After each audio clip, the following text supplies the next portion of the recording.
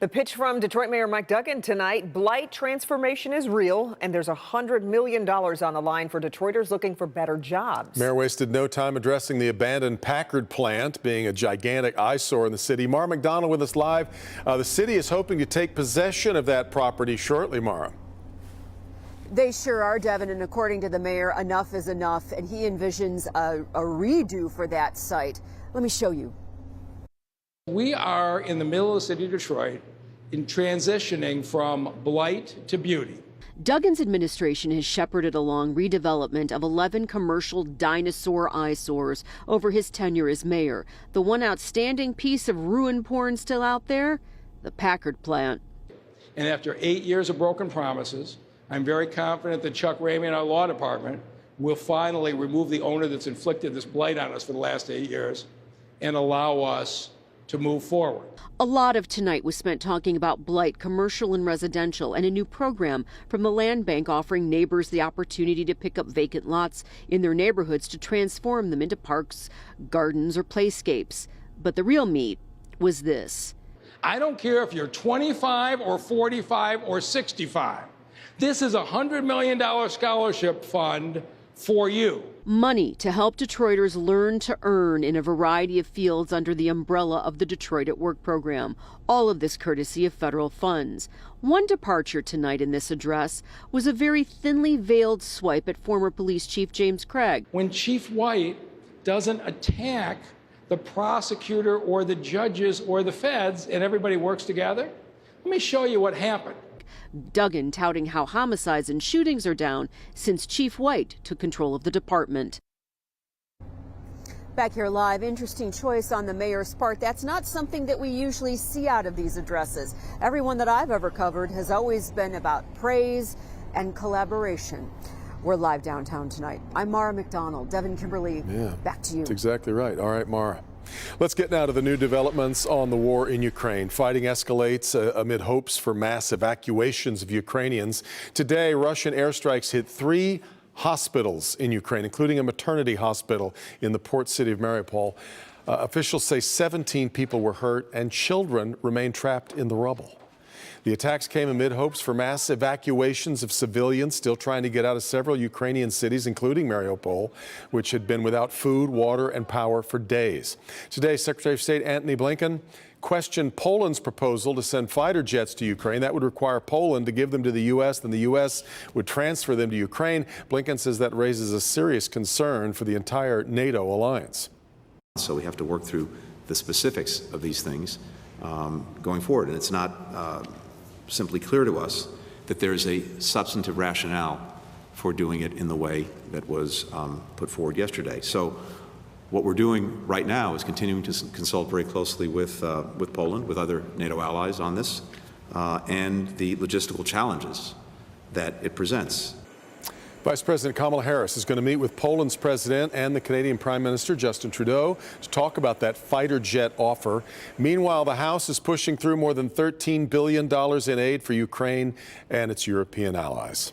With gasoline prices continuing to hit record highs, state Republicans are pushing a plan to freeze the gas tax. Michigan's gas tax is 27 cents per gallon, and Republican leaders in the House and Senate want to suspend it for 6 months. That money typically pays for road and bridge fixes, but Michigan does currently have a multi-billion-dollar budget surplus. The legislature is expected to pass this in the coming days, but it's not clear if Governor Whitmer supports it. Yesterday, she asked Congress to suspend the federal gas tax. That's 18 cents per gallon. Today, we asked if she thinks that will happen. I'm hopeful. I'm grateful that Senator Stabenow, Congressman Kildee, Congresswoman Slotkin have been really working this. And this would be a relief not just for Michiganders, but for all Americans that are grappling with the high cost of fuel. But I also think it's a lesson in why we can't rely on foreign nations for our energy to meet our energy needs. So we want to know how gasoline prices are affecting you in your daily life. We've posted a survey for WDIV insiders so you can share your stories. It only takes a minute or two, so tell us the topics that you think we should take a look at. Again, you have to be a WDIV insider to take it, and you can find a link to sign up right on the homepage. Tonight, a proposed plan to close more than a dozen Detroit public schools being met with resistance from the community. Residents and teachers want answers from the district. Our Pamela Osborne is live with how the district is responding. Pam. Well, you know, parents, teachers, as well as community members have their concerns. For starters, they want to know how the students who are part of these schools that are up for closure fit into the district's master plan. People we spoke to feel there's been a lot of secrecy and not enough transparency. It's the illusion of investment. Teachers and parents have had enough. We are not going to take him killing schools. He said he was going to come here and not close schools. What changed? The outrage came from DPSCD's 20-year master plan in which several schools were slated for sale or closure. Well, it hasn't been very positive. It's been kind of bleak. You know, they're talking about phasing it out. Sheila Allen Frazier works at Sampson Weber. It's one of the schools on the list. It's heartbreaking. You know, it's heartbreaking to see a school close, because when the school closed, the community dies. That heartbreak felt right here on Seabolt. It's just a shame. Velma and Tony Rucker sent their kids and grandkids to the schools across the street. They've been looking at the old shuttered Biddle school building for years. And even if they tear it down, it's still like a big gaping hole, you know, that doesn't add anything to the community. A lot of this is about the property and land grabs, and we're not taking it. CMA high school teacher Nicole Conaway says what's planned is not in the best interest of students. She's organized against closures within the district before and says she's prepared to do it again if it means saving schools. Dr. Vitti is doing no different than the emergency managers. And just like the emergency managers, he needs to go. And we did get a late response back from the school district this evening. A spokeswoman says that this plan is not final. Eventually, it would have to be voted through by that school board, and that right now they're trying to get some feedback from the community about this plan and these proposals. I should mention the people that we spoke to on this topic feel as though they have not been a part of this process at all. Nevertheless, the next meeting where this is supposed to be discussed is March 14th. Reporting live outside of district headquarters, I'm Pamela Osborne, Local 4. Keep us posted, Pamela. We appreciate it. Well, we're getting another look tonight at the changing coronavirus situation here in Michigan. The state is reporting a two-day total of 1,739 new cases. That breaks down to an average of 869 per day. Sadly, we've lost another 240 lives. Pfizer is testing a COVID antiviral treatment for children. It's starting second and third test phases for Paxlovid in children ages 6 to 17. The treatment has already been okayed for high-risk people ages 12 and older. Meanwhile, the University of Michigan is dropping its mask mandate in indoor spaces such as residence halls, but they will still be required in classrooms. Opening statements began today on the plot to kidnap Governor Whitmer. Prosecutors presented recordings of the four men on trial discussing their plans to kidnap the governor over her COVID policies back in 2020. They say the group wanted to hogtie the governor and spark another civil war. Defense attorneys say there was no agreement on the plot, that the men were just basically all talk. Testimony continues tomorrow in Grand Rapids. Trial expected to last, though, about 6 weeks, so a long way to go. Attorney General Dana Nessel announces the first charges in connection to sex abuse claims against the Boy Scouts of America. 51-year-old Mark Chapman faces 10 counts of criminal sexual conduct. Prosecutors say Chapman sexually assaulted 2 boys when he was the scoutmaster in Roseville. They say Chapman also worked at and attended the Church of Jesus Christ of Latter-day Saints. The Attorney General's office and state police are examining about 5,000 claims sent from the Boy Scouts of America for review. This is not a joke to us. These are people's lives, and we are determined to investigate, use all of our resources that we possibly can to investigate these cases, and where the evidence leads to charges, to prosecute these cases vigorously.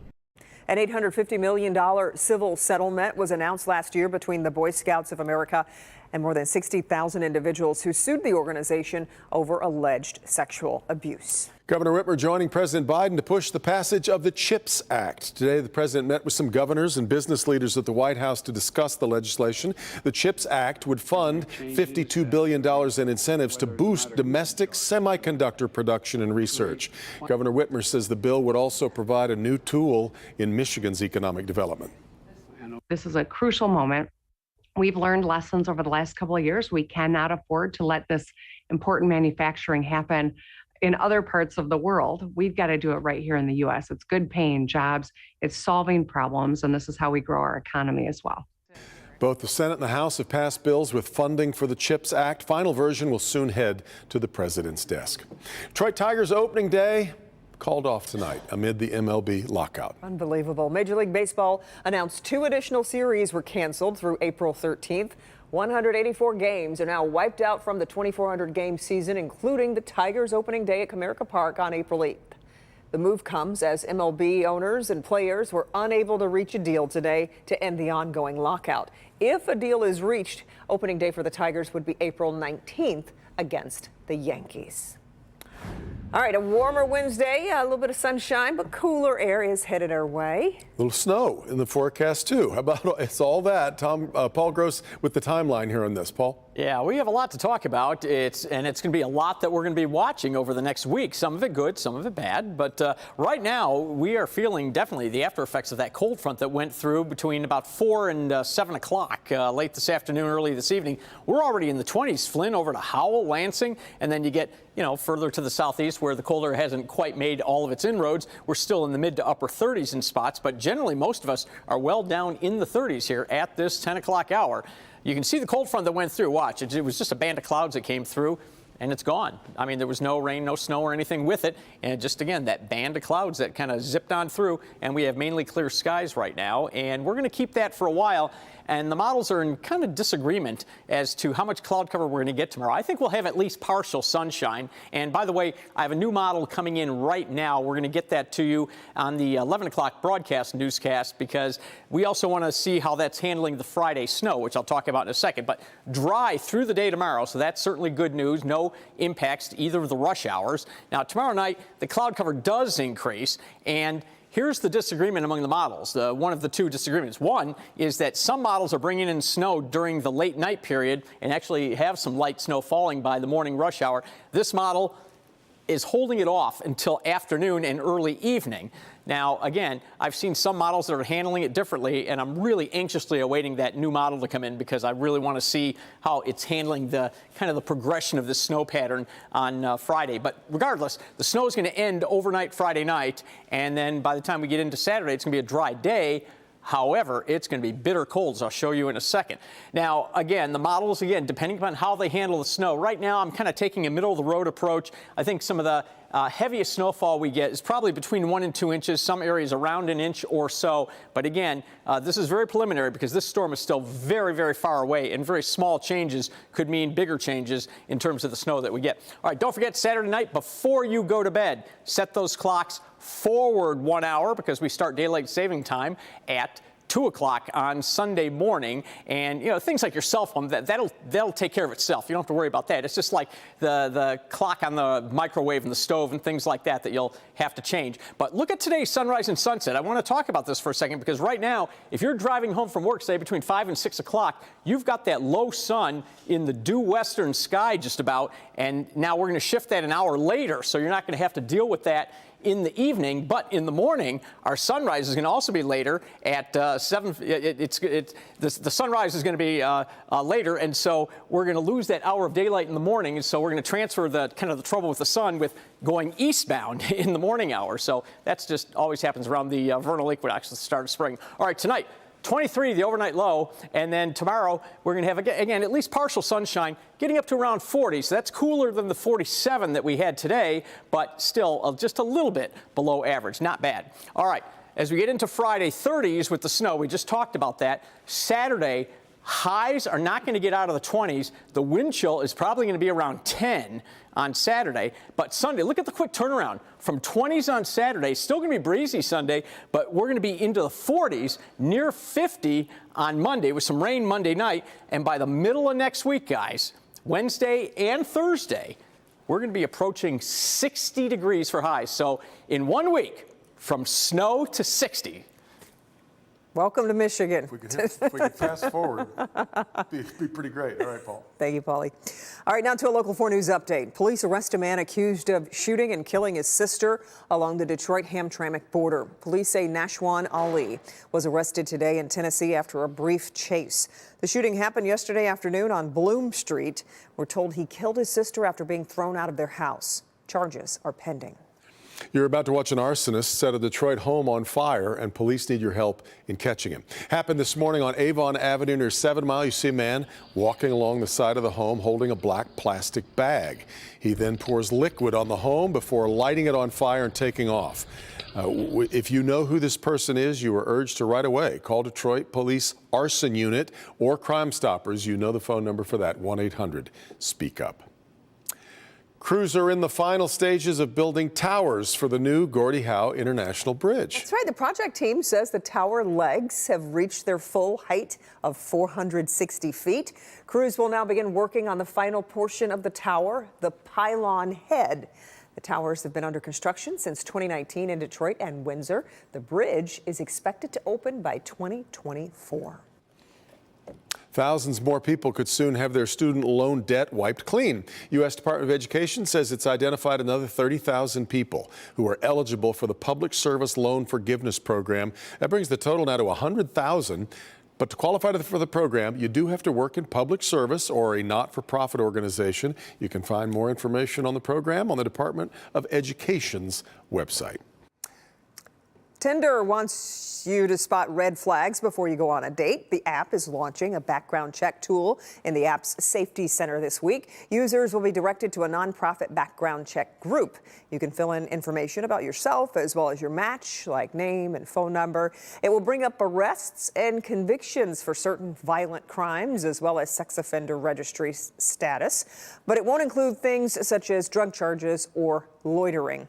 Tinder is offering 2 free checks. After that, it will cost $2.50 per search. A local jewelry company is reaching out and working women, I should say, to lift up women-owned businesses in Detroit. And how they're doing it might surprise you. Our Kim DeGiulio shows us they're using something from the old days to help give them a boost. Remember coupon books or clipping coupons? That's sort of a thing of the past, but jewelry company Rebel Nell is bringing it back with this coupon book, and it's all in support of female-owned businesses. Here at Rebel Nell in Detroit, co-founder and CEO Amy Peterson is all about helping women. We hire directly from local shelters here in Detroit. They provide us with women who are ready for this type of opportunity, where we provide a supportive work culture. These women spend their days making jewelry from repurposed materials like fallen graffiti or paint from iconic Michigan locations. To date, we've hired 34 women out of the shelter and have graduated 24 into the traditional workforce. But Amy doesn't stop there when it comes to supporting women. And for me, it's using our platform to help other women. I think we are stronger together. Last year, creating a Female Founders promo book, a coupon book for local female-owned businesses. Example, Detroit History Tours, you get 10% off a public tour. For Fern, you get 10% off your total purchase. After selling out, she's made a new one for this year. Still, just $35 for discounts that are good for a whole year. So really, like all over, different industries, different opportunities, from restaurants to photography to your retailers. You can purchase online or at any of the Rebel Nell stores. Amy says she hopes the promo book raises awareness about all of the awesome things females are doing in our community. So many people said that they learned about different businesses because of the book, which is ultimately our goal. And get this, proceeds from this year's book will go toward a $500 grant that will be awarded to a local female-owned startup. Now, if that's you, get in touch with Rebel Nell so you can find out how to apply to receive that grant. In Detroit, I'm Kim DeGiulio, Local 4. Great. Okay, Kim, thank you. Still ahead on Local 4 News at 11, an agreement between a Catholic school and an 8th grader who was kicked out because her hair violated the school code.